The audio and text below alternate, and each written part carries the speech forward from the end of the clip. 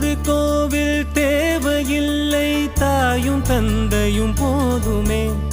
ஊரில் உள்ள தெய்வம் எல்லாம் எங்கள் வீட்டில் வாழுமே. யாரும் இல்லை என்றுதான் இங்கு யாருமே இல்லை.